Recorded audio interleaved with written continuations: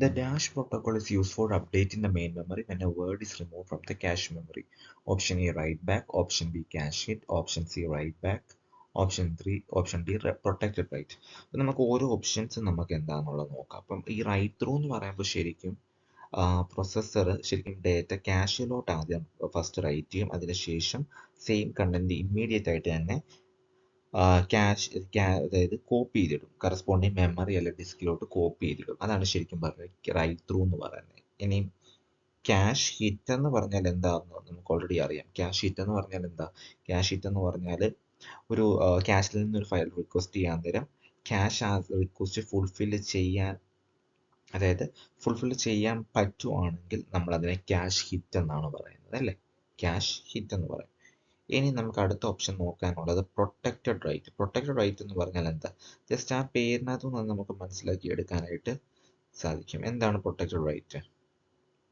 അതായത് ഒന്നെങ്കിൽ ഇനി എന്തെങ്കിലും റൈറ്റിങ്ങോ അല്ലെങ്കിൽ മോഡിഫിക്കേഷനോ എന്തെങ്കിലും സ്റ്റോറേജ് ഡിവൈസിലോട്ടുള്ള റൈറ്റിങ്ങിലോ മോഡിഫിക്കേഷനോ പ്രിവെന്റ് ചെയ്യുന്നതാണ് ശരിക്കും പറഞ്ഞാൽ പ്രൊട്ടക്റ്റഡ് റൈറ്റ് എന്ന് പറയുന്നത്. പിന്നെ നമുക്ക് അടുത്ത റൈറ്റ് ബാക്ക് നോക്കാം. റൈറ്റ് ബാക്ക് ആണ് ശരിക്കും ഇപ്പം ക്യാഷ് മെമ്മറിയിൽ നിന്ന് ഒരു വേർഡ് റിമൂവ് ചെയ്യാൻ നേരം മെയിൻ മെമ്മറിയിൽ അപ്ഡേറ്റ് ചെയ്യാനായിട്ട് യൂസ് ചെയ്യുന്ന പ്രോട്ടോകോളാണ് ശരിക്കും പറഞ്ഞാൽ റൈറ്റ് ബാക്ക് എന്ന് പറയുന്നത്. ഓക്കെ, സോ ഓപ്ഷൻ സി ആണ് കറക്റ്റ് ആൻസർ ശരിക്കും പറഞ്ഞാൽ റൈറ്റ് ബാക്ക് എന്ന് പറയുന്നത്. Okay, option C it is the correct answer is right back. Okay, option C right back is the answer. Okay, രണ്ടാമത്തെ ക്വസ്റ്റ്യൻ നോക്കാം. The operation of reading instructions from the memory is called option A instruction cycle, option B memory write cycle, option C memory read cycle, option D fetch cycle. Okay, അപ്പം നമുക്ക് ഇതിനകത്ത് ശരിക്കും പറഞ്ഞാൽ instruction cycle എന്ന് പറഞ്ഞാൽ എന്താണെന്ന് ചോദിച്ചു കഴിഞ്ഞാൽ ഇൻസ്ട്രക്ഷൻ സൈക്കിളിനകത്താണ് ശരിക്കും പറഞ്ഞാൽ ഈ ഫെച്ച്, ഡീകോഡ്, എക്സിക്യൂട്ട്, അതുപോലെ തന്നെ ഫെച്ച് ഇതെല്ലാം വരുന്നത് ശരിക്കും ഇൻസ്ട്രക്ഷൻ സൈക്കിളിലാണ് ശരിക്കും പറഞ്ഞാൽ വരുന്നത്. ഈ മെമ്മറി റൈറ്റ് സൈക്കിളും മെമ്മറി റീഡ് സൈക്കിളും എന്താണ് ഇത് ആൻസർ വരാനായിട്ടുള്ള സാധ്യതയില്ല. ഈ ഫെച്ചിനകത്ത് ശരിക്കും എന്തോ നടക്കുന്നത് വെച്ച് കഴിഞ്ഞാൽ CPU ഇൻസ്ട്രക്ഷനെ മെമ്മറിയിൽ നിന്ന് റിട്രീവ് ചെയ്തെടുക്കും. അപ്പോൾ ഈ ഇൻസ്ട്രക്ഷൻ എന്ന് പറയുന്നത് സാധാരണ രീതിയിൽ പ്രോഗ്രാം കൗണ്ടറിലുള്ള ഒരു അഡ്രസ്സിലായിരിക്കും സ്റ്റോർ ചെയ്ത് വെച്ചേക്കുന്നത് അല്ലേ? അപ്പോൾ ആ അഡ്രസ്സിനെ ശരിക്കും എന്താണ് ആ അഡ്രസ്സാണ് നമുക്ക് മെയിനായിട്ട് വേണ്ടത്. സോ ആ അഡ്രസ്സിൽ നിന്നുള്ള ഇൻസ്ട്രക്ഷനെ ആയിരിക്കും റിട്രീവ് ചെയ്തെടുക്കുന്നത്. സോ ഫെച്ച് സൈക്കിളിൽ CPU മെമ്മറിയിൽ നിന്ന് ഇൻസ്ട്രക്ഷനെ ഫെച്ച് ചെയ്തെടുക്കും. സോ എന്താണേലും ഈ മെമ്മറി റൈറ്റും മെമ്മറി റീഡ് സൈക്കിളും വരത്തില്ല എന്നുള്ള കാര്യം ഉറപ്പാണ്. സോ ഈ ഇൻസ്ട്രക്ഷൻ സൈക്കിള്, അതായത് ഇൻസ്ട്രക്ഷൻ സൈക്കിളിനകത്തുള്ള സ്റ്റെപ്സ് ആണ് ശരിക്കും പറഞ്ഞാൽ ഈ ഫെച്ചും ഒക്കെ വരുന്നത്. സോ കറക്റ്റ് ആൻസർ എന്ന് പറയുന്നത് ഓപ്ഷൻ ഡി ഫെച്ച് സൈക്കിൾ ആണ്. ഓക്കെ, സോ ഇതിന്റെ ആൻസർ എന്ന് പറയുന്നത് ഓപ്ഷൻ ഡി ഫെച്ച് സൈക്കിൾ ആണ് കറക്റ്റ് ആൻസർ എന്ന് പറയുന്നത്. Option D fetch cycle. The process of buffering data into the disk area for the later use by the slower peripheral device. Option A caching, option B spooling, option C swapping, option D thrashing. So ഇതിനകത്ത് ഏത് option ആണെന്നുള്ളതാണ്. ഇപ്പോൾ caching എന്നൊക്കെ പറഞ്ഞാൽ നമ്മൾ ശരിക്കും പറഞ്ഞാൽ data നമ്മൾ cash ചെയ്ത് വെക്കുന്നതിന് അല്ലെ ബഫർ ചെയ്ത് വെക്കുന്നതിന് നമ്മൾ ക്യാഷിംഗ് എന്നൊക്കെ പറയുന്നത് അല്ലേ? ഇപ്പം സ്വാപ്പിംഗ് എന്ന് പറഞ്ഞാൽ എന്താണ്? ഡേറ്റയെ നമ്മൾ എന്താ മെയിൻ മെമ്മറിയിൽ നിന്നെടുത്ത് ഡിസ്കിലോട്ട് എടുത്ത് ചിലപ്പോൾ നമ്മൾ സ്പേസ് വരാതെ വരുമ്പോൾ മെയിൻ മെമ്മറിയിൽ നിന്നെടുത്ത് ഡിസ്കിലോട്ട് എടുത്ത് വെക്കും. എന്നിട്ട് ഡിസ്കിൽ നിന്ന് തിരിച്ച് വേണ്ട പേജിനെ main memory swap swap out എന്നുള്ളൊരു കൺസെപ്റ്റ് ഒക്കെ ഉണ്ട് അല്ലേ? അതുപോലെ ഈ ത്രാഷിംഗ് എന്നൊക്കെ പറഞ്ഞാൽ എന്താ ത്രാഷിംഗ് എന്ന് പറഞ്ഞാൽ എന്താ? അത് ഈ പെർഫോമൻസുമായിട്ട് ബന്ധപ്പെട്ടത് അല്ലേ? അതായത് നമ്മൾ നേരത്തെ ഓപ്പറേറ്റിംഗ് സിസ്റ്റത്തിന് അത് കണ്ടിട്ടുണ്ടായിരുന്നു ത്രാഷിംഗ് എന്ന് പറഞ്ഞാൽ.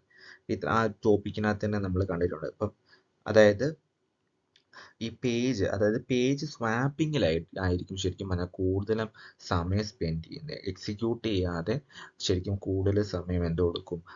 പേജ് സ്വാപ്പിങ്ങിനൊക്കെ ആയിരിക്കും കൂടുതൽ ടൈം സ്പെൻഡ് ചെയ്യുന്നത്. സോ പെർഫോമൻസ് ഒക്കെ ഡിഗ്രേഡ് ചെയ്യാനുള്ള സാധ്യത വളരെ കൂടുതലാണ്. സോ ഇതിനെയാണ് നമ്മൾ ത്രാഷിംഗ് എന്ന് പറയുന്നത്. അതായത് സ്പൂളിംഗ് എന്ന് പറഞ്ഞാൽ ശരിക്കും പറഞ്ഞാൽ എന്താ? നമുക്കിനി ആകെ മാച്ചായിട്ട് വരുന്ന ഓപ്ഷൻ എന്ന് പറയുന്നത് സ്പൂളിംഗ്. അപ്പോൾ സ്പൂളിംഗ് ആണോ എന്നുള്ളത് നോക്കണം. സ്പൂളിംഗ് എന്ന് പറഞ്ഞാൽ എന്താ? അതായത് ശരിക്കും പറഞ്ഞാൽ സ്പൂളിംഗ് എന്ന് പറയുന്നതാണ് ശരിക്കും പറഞ്ഞാൽ ഈ ഡിസ്ക് ഏരിയയിലോട്ട് ശരിക്കും നമ്മൾ ഈ ഡേറ്റയെ ബഫർ ചെയ്ത് വെക്കുന്ന ആ ഒരു പ്രോസസ്സ്. അതായത് പിന്നീട് ഏതെങ്കിലും സ്ലോവർ പെരിഫറൽ ഡിവൈസിന് യൂസിനായിട്ട് നമ്മൾ ഈ ഡേറ്റ എല്ലാം ഡിസ്കിലോട്ട് ബഫർ ചെയ്ത് വെക്കുന്ന ആ ഒരു പ്രോസസ്സിനെയാണ് ശരിക്കും പറഞ്ഞാൽ സ്പൂളിംഗ് എന്ന് പറയുന്നത്.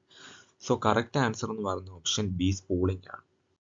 So option B spooling is the correct answer. അടുത്ത നാലാമത്തെ ക്വസ്റ്റ്യൻ നോക്കാം. The eighth complement of the number 240 is option A 537, option B 538, option C 540, option D 648. So eight's complement ഒരു നമ്പറിന്റെ നമ്പർ 240 നമുക്ക് തന്നിട്ടുണ്ട്. അതിന്റെ ഇപ്പൊ എയ്റ്റ്സ് കോംപ്ലിമെന്റ് കണ്ടുപിടിക്കാനായിട്ട് ഒരു ട്രിക്ക് ഉണ്ട്, അത് നമ്മൾ ഓർത്ത് വെച്ചാൽ മതി. ഒരു ഒക്ടൽ നമ്പറിന്റെ എയ്റ്റ്സ് കോംപ്ലിമെന്റ് കണ്ടുപിടിക്കാനായിട്ട് നമ്മൾ 777 കൂടെ നമ്മൾ ജസ്റ്റ് ആ തന്നിരിക്കുന്ന നമ്പർ ഇൻപുട്ട് നമ്പർ മൈനസ് ചെയ്തിട്ട് ആ റിസൾട്ടിൻ്റെ കൂടെ 1 ആഡ് ചെയ്താൽ 777 അതായത് 777 മൈനസ് 240 ചെയ്യുക.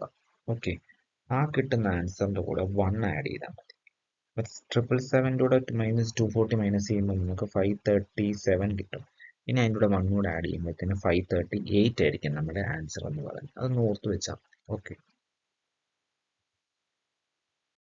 So option B, it is 538. Fifth question, what is the range of values that can be represented with an n-bit binary integers in signed ones complement form? ഇപ്പൊ 4 options നമുക്ക് തന്നിട്ടുണ്ട്. അപ്പം ഇതിന്റെ ആൻസേഴ്സ് എന്ന് പറയുന്നത് നമ്മൾ ഇപ്പം ഈ റേഞ്ച് ഓഫ് വാല്യൂസ് ആണ് നമുക്ക് വേണ്ടത്. അപ്പൊ ഒരു n-bit ബൈനറി ഇൻറ്റിജേഴ്സിനെ നമുക്ക് സൈൻഡ് വൺസ് കോംപ്ലിമെന്റ് ഫോമിൽ റെപ്രസെന്റ് ചെയ്യാവുന്ന ആ പർട്ടിക്കുലർ റേഞ്ച് ആണ് നമുക്ക് വേണ്ടത്. സോ നമ്മൾ ആ റേഞ്ച് നമ്മൾ ഒന്ന് ബൈ ഹാർട്ട് ചെയ്ത് ഇങ്ങനത്തെ ചില ഇത് ഫോർമുലാസ് അല്ലെ ഈ പോയിന്റ്സ് ഒക്കെ നമ്മൾ നോട്ട് ചെയ്ത് ബുക്കിൽ എഴുതി നമ്മൾ എന്തുവാ ജസ്റ്റ് ഒന്ന് ബൈ ഹാർട്ട് ചെയ്ത് വെച്ചാൽ നമുക്ക് എക്സാമിന് എളുപ്പമായിരിക്കും. സോ ഇതിന്റെ ആൻസർ എന്ന് പറയുന്നത് -2n-1 -1 2 പ്ലസ് 2n-1 -1. അതായത് ഓപ്ഷൻ എ ആയിരിക്കും ഇതിന്റെ കറക്റ്റ് ആൻസർ എന്ന് വരുന്നത്. അപ്പൊ എക്സാമിന് നമുക്ക് ചിലപ്പം ക്വസ്റ്റ്യൻസ് ചിലപ്പം എന്നിന്റെ അവിടെ ഒരു വാല്യൂ നമുക്ക് മിക്കവാറും ഒക്കെ എക്സാമിന് എന്നിന്റെ വാല്യൂ തരും. അതായത് what is the range of values that can be represent with a 5-bit binary integer in one signed one's complement form എന്നൊക്കെ പറഞ്ഞായിരിക്കും ക്വസ്റ്റ്യൻ വരുന്നത്. അപ്പൊ എന്നിന്റെ അവിടെ നമ്മൾ 5 സബ്സ്റ്റിറ്റ്യൂട്ട് ചെയ്താൽ മതി, എന്നിട്ട് ആ കറസ്പോണ്ടിങ് വാല്യൂസ് സബ്സ്റ്റിറ്റ്യൂട്ട് ചെയ്താൽ മതി. എന്നിന്റെ അവിടെ എക്സാമ്പിൾ ആയിട്ട് 5 സബ്സ്റ്റിറ്റ്യൂട്ട് ചെയ്യുമ്പോൾ നമുക്ക് കിട്ടുന്ന ആൻസർ എന്ന് പറയുന്നത് -15 215 എന്നൊക്കെ ആയിരിക്കും. സോ ഇത് ആ ഒരു റേഞ്ച് നിങ്ങൾ ബൈ ഹാർട്ട് ചെയ്ത് വെച്ചാൽ option A it is the correct answer. ആറാമത്തെ ക്വസ്റ്റ്യൻ നോക്കാം. അതായത് division operation of a number 110.01101 by 111.01 is 4 option മുൻപ് തന്നിട്ടുള്ളത്. അപ്പൊ ഇതിനകത്ത് ചെയ്യാൻ പറ്റുന്ന ഒരു മാർഗം എന്ന് പറയുന്നത് ഈ ഫസ്റ്റ് നമ്പറിനെ അത് 110.01101 നമ്മൾ ഡെസിമലിലോട്ടൊന്ന് മാറ്റാം. അപ്പം നമുക്ക് 6.40625 ഡെസിമലിലോട്ട് മാറ്റാനായിട്ട് ഞാൻ ഒരു ഡെസിമലിലോട്ട് മാറ്റാനായിട്ട് നമുക്ക് പറ്റും. ഓക്കെ, ഇത് കറസ്പോണ്ടിങ് ആയിട്ട് മാറ്റിയാൽ മതി, ഇൻറ്റു മൾട്ടിപ്ലൈ ചെയ്ത് 10 വെച്ച്. ഇനി 1.01 നമ്മൾ ഡെസിമലിലോട്ട് മാറ്റാൻ നേരം 1.25 കിട്ടും. ഇത് രണ്ടും കൂടെ സബ്ട്രാക്ട് ചെയ്യണം നമ്മൾ. അത് രണ്ടും കൂടെ സബ്ട്രാക്ട് ചെയ്യുമ്പോൾ നമുക്ക് 5.15625 എന്ന് കിട്ടും ആൻസർ. സോ ആ ആൻസറിനെ ഇനി നമ്മൾ ശരിക്കും പറഞ്ഞാൽ ബൈനറിയിലോട്ട് തിരിച്ച് കൺവേർട്ട് ചെയ്താൽ മതി. ഓക്കെ, അപ്പൊ ഓപ്ഷൻ ബി ആയിരിക്കും കിട്ടുന്നത് 101.001.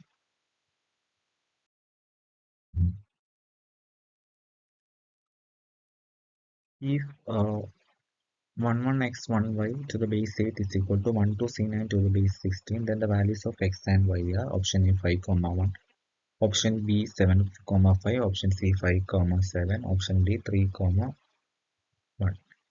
ഓക്കെ, അപ്പോൾ ഇത് നമ്മൾ കണ്ടുപിടിക്കാനായിട്ട് ചെയ്യുന്നത് എങ്ങനെയാണെന്ന് ചോദിച്ചു കഴിഞ്ഞാൽ നമുക്ക് ഈ 11x1y നമ്മൾ ആദ്യം ഈ ഡെസിമൽ നമ്പർ സിസ്റ്റത്തിലോട്ട് കൺവേർട്ട് ചെയ്യണം. സോ 1 × 8⁴ പ്ലസ് 1 × 8⁵ എക്സ് അതുപോലെ തന്നെ ഇടും x × 8² plus 1 × 8 plus y × 8⁻0. So നമുക്കൊരു എക്സിലോ വൈയിലുള്ള ഒരു ഇക്വേഷൻ കിട്ടും. അതായത് 4096 plus 512 plus 64x plus 8 plus y. അതുപോലെ തന്നെ 12c9 ടു ദ ബേസ് 16 നമ്മൾ കൺവേർട്ട് ചെയ്യുക decimal number സിസ്റ്റത്തിലോട്ട്. So 1 × 16⁻³ plus 2 × 16² plus 12 × 16 plus 9 × 16⁻0. That is equal to 4096 plus 512 plus 192 plus 9. ഈ രണ്ട് ഇക്വേഷൻ കൂടെ സോൾവ് ചെയ്യുമ്പോൾ നമുക്ക് 64x plus y is equal to 193 എന്ന് കിട്ടും. ഓക്കെ, അപ്പം നമ്മൾ അതിനകത്തുനിന്ന് ഓപ്ഷൻസ് അനുസരിച്ച് നമ്മൾ ചൂസ് ചെയ്തിട്ടാൽ മാത്രം മതി സാറ്റിസ്ഫൈ ചെയ്യുന്നത്. So possible values of X and Y എന്ന് പറയുന്നത് എക്സിന് 3ക്കും വൈക്ക് 1ഉം ആയിരിക്കും വരുന്നത്. ഓക്കെ, അതായത് option D it is 3,1. The binary equivalent of the decimal number 5.4375 to the base 10 is 4 options ഉണ്ട്. നമുക്ക് ഈ ബൈനറി ഇക്വലന്റ് കണ്ടുപിടിക്കാനായിട്ട് നമ്മൾ ആദ്യം നമ്മൾ ബൈനറി എഴുതുക. ഓക്കെ, അത് സ്ട്രേറ്റ് ഫോർവേഡ് അങ്ങ് എഴുതി വെച്ചിട്ടുണ്ട്. 5ന്റെ ബൈനറി നമുക്ക് 101 ആണ്, അതന്നെ എഴുതി. പിന്നെ ബാക്കി ബാക്കി വരുന്ന 0.4275 മാത്രം അതിനകത്ത് എടുക്കുക, ഡെസിമൽ കഴിഞ്ഞു അത് ഇൻറ്റു 2 ചെയ്യുക. അത് ഇൻറ്റു 2 ചെയ്യുമ്പോൾ നമുക്ക് 0.875 കിട്ടും. സോ ആ 0.875 നമ്മൾ ഡെസിമലിന് മുമ്പുള്ള ആ ഡിജിറ്റ് എടുക്കുക. 0 ആയിരിക്കാം 1 ആയിരിക്കാം, അപ്പോൾ 0 എന്ന് എടുക്കുക. ഓക്കെ, അത് നമ്മൾ ഈ പോയിന്റ് കഴിഞ്ഞിട്ട് ഫസ്റ്റ് ലെഫ്റ്റ് സൈഡിൽ റൈറ്റ് സൈഡിൽ പ്ലേസ് ചെയ്യണം. അപ്പോൾ 101.0 എന്ന് വരും. ഓക്കെ, അത് കഴിഞ്ഞിട്ട് നമ്മൾ 0.875 ഇൻറ്റു 2 ചെയ്യാം. അത് ചെയ്യുമ്പോൾ നമുക്ക് 1.75 കിട്ടും. സോ പോയിന്റിന്റെ ഫ്രണ്ടിലത്തെ ഡിജിറ്റ് എടുത്ത് 1, ആ 1ന് നമ്മൾ 0 കഴിഞ്ഞിട്ട് പ്ലേസ് ചെയ്യുക. സോ 101.01 വരും. ഓക്കെ, ഇനി അടുത്ത പ്രാവശ്യം നമ്മൾ ഈ 0.75 എടുത്തിട്ട് അത് ഇൻറ്റു 2 ചെയ്യണം. അപ്പോൾ 1.5 കിട്ടും. അപ്പോൾ അതിന്റെ പോയിന്റിന്റെ ഫ്രണ്ടിൽ 1 ആണ്, ആ 1നെ നമ്മൾ വീണ്ടും പ്ലേസ് ചെയ്യുക. അപ്പോൾ 101.011 എന്ന് വരും. ഇനി അടുത്ത പ്രാവശ്യം നമ്മൾ 0.5 എടുക്കുമ്പോൾ 0.5 ഇൻറ്റു 2 ചെയ്യും. അപ്പോൾ അതിന്റെ ആൻസർ 1 കിട്ടും. സോ അത് 1നെ സ്ട്രൈറ്റ് ഫോർവേഡ് നമ്മൾ വെച്ചാൽ മതി. അപ്പോൾ 101.0111 അതായത് 011 കിട്ടും. സോ ഇതായിരിക്കും നമ്മൾ ഈ ഒരു രീതിയിലായിരിക്കണം നമ്മൾ ഡെസിമൽ വരുമ്പോഴുള്ള കൺവേർഷൻ നടത്താനായിട്ട്. ഓക്കെ, ഇമ്പോർട്ടൻ്റ് ആണ്, നോട്ട് ചെയ്താൽ. സോ ഇതായിരിക്കും answer. Which is the base of the numbers for which the operation 54/4 equal to 13 is correct? Option A 8, option B 6, option C 12, option D 10. അപ്പോൾ ഈ 54/4 equal to 3 കറക്റ്റ് ആണെന്നുണ്ടെങ്കിൽ, ആ operation correct ആണെന്നുണ്ടെങ്കിൽ ആ നമ്പേഴ്സിന്റെ base എത്രയാണെന്ന് ചോദിച്ചേക്കുന്നത്. Okay, അപ്പോൾ ഇത് കണ്ടുപിടിക്കാനായിട്ട് ജസ്റ്റ് ഒരു ഫോർമുല പോലെ ഉണ്ടെന്ന് വെച്ച് നമ്മൾ സാധാരണ രീതിയിൽ ആദ്യം ഈ 54/4 അതിന് ക്വസ്റ്റ്യൻ തന്നിരിക്കുന്ന പോലെ എഴുതിയിട്ട് നമ്മൾ ആദ്യം അതിന്റെ ബേസ് കറസ്പോണ്ടിങ് ആയിട്ട് എഴുതുക. എന്നിട്ട് അതിനെ ഡെസിമൽ സിസ്റ്റത്തിലോട്ട് കൺവേർട്ട് ചെയ്യുക. ഡെസിമൽ സിസ്റ്റത്തിലോട്ട് കൺവേർട്ട് ചെയ്യാനായിട്ട് നമുക്ക് അറിയാമല്ലോ അല്ലേ. നമ്മൾ ആദ്യം ചെയ്യുന്നത് എങ്ങനെയായിരുന്നു? 5 into B raise to 1 plus 4 into B raise to 0, അങ്ങനെ 5b പ്ലസ് 4 എന്ന് ന്യൂമറേറ്റർ വരും. ഇനി താഴെ നമുക്ക് എന്തോ വരും? 4 മാത്രമേ വരത്തുള്ളൂ അല്ലേ. 4 ഇൻറ്റു ബി റേസ് ടു 0 എന്ന് പറയുമ്പോൾ 4 മാത്രം. ഇനി റൈറ്റ് ഹാൻഡ് സൈഡിൽ വരുമ്പോഴത്തേന് ഇതുപോലെ തന്നെ 1 into B raise to 0 plus 1 into 3b raise to 1 plus 3 into B raise to 0. So എത്ര വരും? b പ്ലസ് 3 എന്ന് വരും. ഇനി ഇത് ക്രോസ് മൾട്ടിപ്ലൈ ചെയ്യുമ്പോൾ 5b plus 4 is equal to 4b plus 12 എന്ന് കിട്ടും. So b is equal to 8 ആയിരിക്കും നമ്മുടെ ആൻസർ എന്ന് പറയുന്നത്. ഓക്കെ,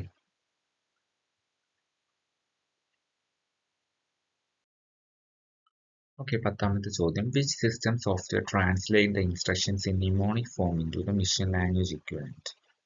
അതായത് നിമോണിക് ഫോമിൽ നിന്ന് മെഷീൻ ലാംഗ്വേജിലോട്ട് കൺവേർട്ട് ചെയ്യുന്ന ഏത് സിസ്റ്റം സോഫ്റ്റ്വെയർ ട്രാൻസ്ലേറ്റ് ചെയ്യുന്നില്ല, കൺവേർട്ട് ചെയ്യുന്ന? Option A compiler, option B linker, option C micro processor, option D assembler. നമുക്കിത് ജസ്റ്റ് അറിയാവുന്ന കാര്യം തന്നെയാണ് അല്ലേ. കമ്പൈലർ ഹൈ ലെവലിനെ ലോ ലെവലിലോട്ടൊക്കെ മാറ്റുന്നതാണ്. അപ്പൊ നമുക്ക് ഇതിനകത്ത് ലിങ്കറും അല്ലെന്നുള്ള കാര്യം മനസ്സിലാക്കാം, അതിന് മൈക്രോ പ്രോസസറും അല്ലെന്നുള്ള കാര്യം മനസ്സിലാക്കാം.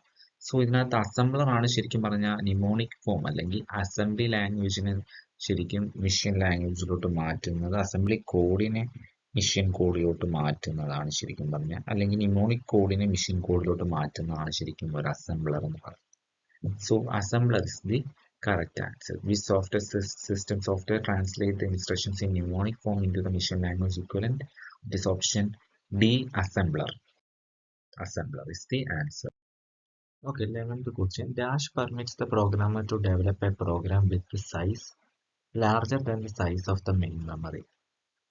അതായത് മെയിൻ മെമ്മറിയുടെ സൈസിനെക്കാട്ടിലും വലുതായിട്ട്, അതായത് അതിനെക്കാട്ടിലും ലാർജറായിട്ട് വരുന്ന ആ സൈസിനേക്കാൾ ലാർജറായിട്ട് വരുന്ന പ്രോഗ്രാംസ് ഡെവലപ്പ് ചെയ്യാൻ പറ്റുന്ന ആ ഒരു പ്രോസസ്സ് അല്ലെങ്കിൽ ആ ഒരു കൺസെപ്റ്റിന് പറയുന്ന പേരാണ് ചോദിച്ചേക്കുന്നത്. Option A memory interleaving, option B cache memory, option C virtual memory, option B buffering. അപ്പം ഇതിനകത്ത് നമുക്കറിയാം ഓപ്ഷൻ ഏതായിരിക്കും എന്നുള്ളത്. മെമ്മറി ഇന്റർലീവിംഗ് എന്നൊക്കെ പറഞ്ഞാൽ എന്താ ശരിക്കും? അതായത് മെമ്മറി ഇന്റർലീവിംഗ് എന്നൊക്കെ പറഞ്ഞാൽ ശരിക്കും ഈ റാം നമ്മുടെ ഈ ഡി റാം അല്ലെങ്കിൽ ഡൈനാമിക് റാൻഡം ആക്സസ് മെമ്മറി ഒക്കെ ഉണ്ടല്ലോ. അപ്പൊ അതിന്റെ സ്ലോ സ്പീഡിനെ കോമ്പൻസേറ്റ് ചെയ്യാനായിട്ട് നമ്മൾ ഉപയോഗിക്കുന്ന ഒരു ഡിസൈൻ ഒക്കെയാണ് ശരിക്കും, അല്ലെങ്കിൽ മെമ്മറിയുടെ ആ ഒരു സ്ലോ സ്പീഡിനെ നമ്മൾ കോമ്പൻസേറ്റ് ചെയ്യാനായിട്ട് നമ്മൾ ഡിസൈൻ ചെയ്യുന്നതാണ് ശരിക്കും ഇന്റർലീവ്ഡ് മെമ്മറി എന്ന് പറയുന്നത്. ഈ മെമ്മറി ബാങ്ക്സ് ഒക്കെ ഉപയോഗിച്ചുകൊണ്ടായിരിക്കും നമ്മളത് ചെയ്യുന്നത് ശരിക്കും പറഞ്ഞാൽ. ഓക്കെ, അതായത് കുറെ മെമ്മറിയെ തന്നെ നമ്മൾ കുറെ എന്താ ശരിക്കും മൊഡ്യൂൾസ് ഒക്കെ ആയിട്ട് നമ്മൾ ഡിവൈഡ് ചെയ്യും. സോ അതാണ് മെമ്മറി ഇന്റർലീവ്. ക്യാഷ് മെമ്മറി എന്ന് പറഞ്ഞാൽ നമുക്കറിയാം ക്യാഷ് മെമ്മറി അല്ല എന്താണ് ഒരു ആൻസർ വരുന്നത്. സോ വിർച്വൽ മെമ്മറി എന്ന് പറയുമ്പോൾ വിർച്വൽ മെമ്മറിയാണ് ശരിക്കും പറഞ്ഞാൽ നമുക്ക് എന്താണ് മെയിൻ മെമ്മറിയുടെ സൈസിനേക്കാളും നമുക്ക് വലുതായിട്ടുള്ള പ്രോഗ്രാംസിന് നമുക്ക് ഡെവലപ്പ് ചെയ്യാൻ പറ്റുന്ന ഈ വിർച്വൽ മെമ്മറി എന്ന് പറഞ്ഞ കൺസെപ്റ്റ് ഉപയോഗിച്ചുകൊണ്ടാണ് ശരിക്കും യൂസ് ചെയ്യാനായിട്ട് പറ്റും. ഓക്കെ, അതായത് സ്റ്റോറേജ് റിസോഴ്സസിന്റെ ഒരു നമ്മളൊരു എന്താണ് അതിന്റെ ഒരു വിർച്വൽ കൺസെപ്റ്റ് ആയിരിക്കും നമ്മൾ യൂസ് ചെയ്യുന്നത്. ഇമ്പോർട്ടൻ്റ് ആണ്. ഓക്കെ, അപ്പൊ നമുക്കിത് അറിയാവുന്ന പോലെ തന്നെ ശരിക്കും ഏതൊരു പ്രോഗ്രാമിന് ഇപ്പം 5 GB മെമ്മറി വേണമെന്നുണ്ടെങ്കിൽ ചിലപ്പോൾ നമ്മുടെ സിസ്റ്റത്തിനകത്ത് കമ്പ്യൂട്ടർ സിസ്റ്റത്തിൽ ചിലപ്പോൾ 4 GB റാമേ നമുക്ക് കാണത്തുള്ളായിരിക്കും. അപ്പം ഈ ഒരു കേസിലൊക്കെയാണ് നമ്മൾ വിർച്വൽ മെമ്മറി സിസ്റ്റം എന്ന് പറഞ്ഞൊരു കൺസെപ്റ്റ് നമ്മൾ യൂസ് ചെയ്യുന്നത്. അപ്പൊ ഇതിനകത്ത് ശരിക്കും പറഞ്ഞ ഒരു വിർച്വൽ അഡ്രസ് സ്പേസ് ഒക്കെ ക്രിയേറ്റ് ചെയ്തിട്ട് അതിനകത്തോട്ട് നമ്മൾ ഈ നമുക്ക് ഇപ്പൊ അവൈലബിൾ ആയിട്ടുള്ള റാമിന്റെയും അതുപോലെ തന്നെ സെക്കൻഡറി സ്റ്റോറേജിന്റെ ആ ഡിവൈസിന്റെ അഡ്രസ്സും എല്ലാം കൂടെ നമ്മൾ മാപ്പ് ചെയ്യും. സോ അങ്ങനെ എല്ലാം കൂടെ ചെയ്യുന്ന ആ ഒരു പ്രോസസ്സാണ് ശരിക്കും വിർച്വൽ മെമ്മറി എന്ന് പറഞ്ഞ കൺസെപ്റ്റിനകത്ത് വരുന്നത് അല്ലേ. So option C, it is virtual memory is the correct answer. Option C, virtual memory. Question നോക്കാം. The portability of a software refers to the ability, option A, to operate with different software in the system, to run on different hardware platforms, to adapt the changes efficiently, to offer dynamic user interfaces. So ഇത് നമുക്ക് simple ആയിട്ടുള്ള ഒരു question ആണ്. കേൾക്കുമ്പോൾ തന്നെ മനസ്സിലാവും ഒരു സോഫ്റ്റ്വെയറിന്റെ പോർട്ടബിലിറ്റി എന്ന് പറയുന്നത് എന്താണ്, ഡിഫറെന്റ് സോഫ്റ്റ്വെയർസിലുള്ള ഓപ്പറേഷൻ അല്ല, എന്താണ് ചേഞ്ചസ് അഡാപ്റ്റ് ചെയ്യുന്നതല്ല, യൂസർ ഇന്റർഫേസ് പ്രൊവൈഡ് ചെയ്യുന്നതൊന്നുമല്ല. സോ ഏതായിരിക്കും പോർട്ടബിലിറ്റി എന്ന് പറഞ്ഞാൽ നമുക്കറിയാം, അതായത് പല ഹാർഡ്വെയർ പ്ലാറ്റ്ഫോംസിലും അത് റൺ ചെയ്യുന്നതാണ് നമ്മൾ ശരിക്കും പോർട്ടബിലിറ്റി എന്ന് പറയുന്നത് അല്ലേ. So the portability of the software refers to the ability to run on different hardware platforms. That is option B is the answer.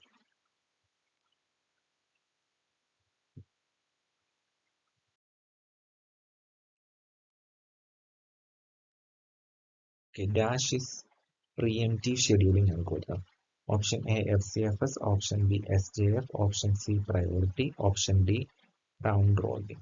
So ഇതിനകത്ത് ഏതാണ് ശരിക്കും പ്രീഎംറ്റീവ് ഷെഡ്യൂളിംഗ് അൽഗോരിതം എന്ന് പറഞ്ഞിരിക്കുന്നത്. പ്രീഎംറ്റീവും നോൺ പ്രീഎംറ്റീവ് എന്ന് പറയുമ്പോൾ നമ്മൾ ഇടയ്ക്ക് വെച്ച് ബ്രേക്ക് ആയി പ്രീഎംറ്റീവ് ചെയ്തിരിക്കും, അതായത് ഫുള്ളി ഒരു പ്രോസസ്സ് എക്സിക്യൂട്ട് ചെയ്യാതെ ഇടയ്ക്ക് വേറൊരു പ്രോസസ്സ് ആ പ്രോസസ്സ് ഒന്ന് പ്രീഎംറ്റ് ചെയ്തിട്ട് ഇടയ്ക്ക് വേറൊരു പ്രോസസ്സ് ഇത് എക്സിക്യൂട്ട് ചെയ്യും.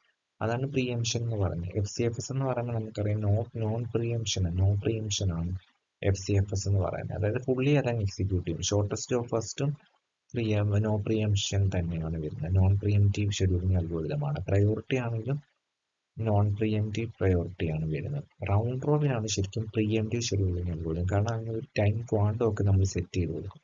സോ ആ ടൈം ക്വാണ്ടം ആ പ്രോസസ്സ് എക്സിക്യൂട്ട് ചെയ്തതിന് ശേഷം അടുത്ത അറൈവ് ചെയ്ത പ്രോസസ്സിനായിരിക്കും നമ്മൾ എക്സിക്യൂട്ട് ചെയ്യുന്നത്. എന്നിട്ട് സർക്കുലർ ഫാഷനിലായിരിക്കും ആ ഒരു execution. So round robin is a preemptive scheduling algorithm. Option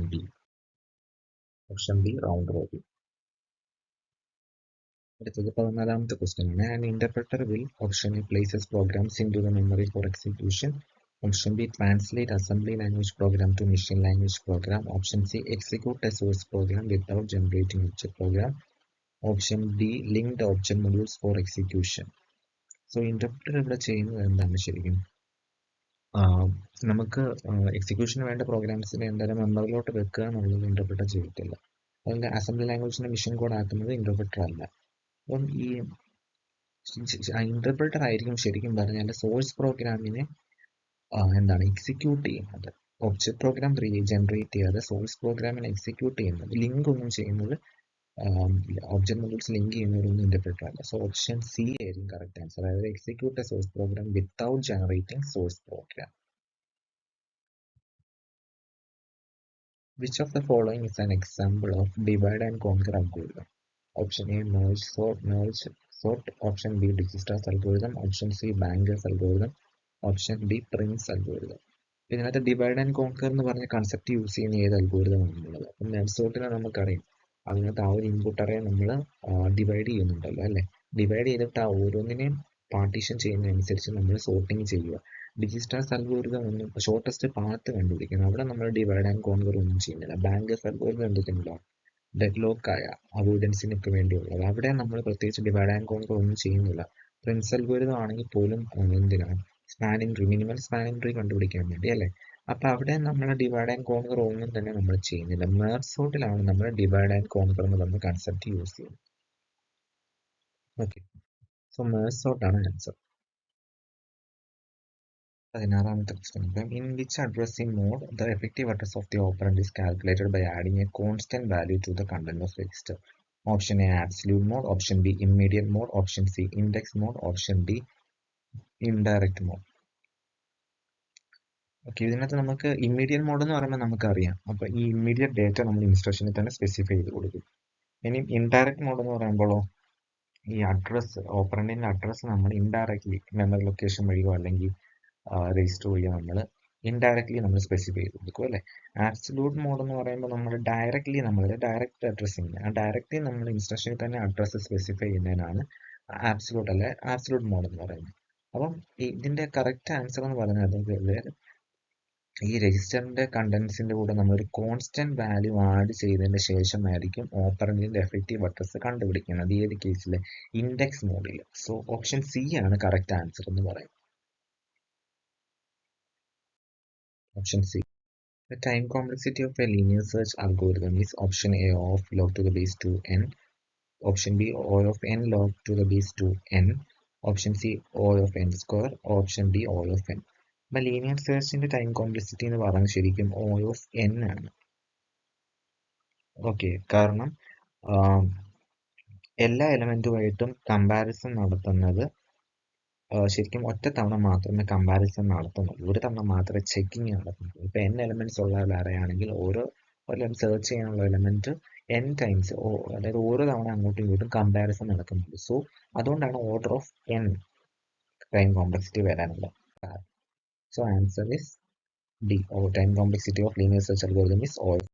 Question number 18. The way a card game player arranges his cards as he picks them up one by one is an example of option A bubble sort, option B insertion sort, option C selection sort, option D merge sort. ഇത് ശരിക്കും പറഞ്ഞാല് ഇത് ഏത് സോർട്ടുമായിട്ട് direct match വരുന്നതെന്ന ചോദ്യം. ശരിക്കും പറഞ്ഞാൽ അതിന്റെ answer insertion sort. കാരണം ഇൻസേർഷൻ സോർട്ടിലാണെന്നുണ്ടെങ്കിൽ നമ്മൾ ഒരു കാർഡ് ബാക്കിയുള്ള എല്ലാ ഇൻസേർട്ടഡ് കാർഡുമായിട്ടായിരിക്കും നമ്മൾ കമ്പാരിസൺ നടത്തുന്നത് ഈ ഇൻസേർഷൻ സോർട്ടിന്റെ കേസിൽ അല്ലേ. മെർജ് സോർട്ട് ഒക്കെ ആണെങ്കിൽ നമ്മൾ ഡിവൈഡ് ചെയ്തിട്ടൊക്കെ അല്ലേ പോകുന്നത് അല്ലേ. പക്ഷെ ഇൻസേർഷൻ സോർട്ടിന്റെ കേസിൽ നമ്മൾ ഒരു കാർഡിനെ നമ്മൾ ബാക്കിയുള്ള ഇൻസേർട്ടഡ് കാർഡുമായിട്ട്, ബാക്കി എല്ലാ ഇൻസേർട്ടഡ് കാർഡുമായിട്ടായിരിക്കും നമ്മൾ കമ്പാരിസൺ നടത്തുന്നത്. ബബിൾ സോർട്ടും സെലക്ഷൻ സോർട്ടും ഒക്കെയാണ് നമ്മൾ ഓരോ element one by one compare ചെയ്തിട്ട് എലമെന്റിനെ എടുത്ത് നമ്മൾ ലാസ്റ്റ് പൊസിഷനിൽ കൊണ്ടുവച്ച് ഫൈനലി നമുക്ക് സോർട്ടഡ് ലിസ്റ്റ് കിട്ടുകയാണ് ചെയ്യുന്നത്. Okay, so option B insertion sort.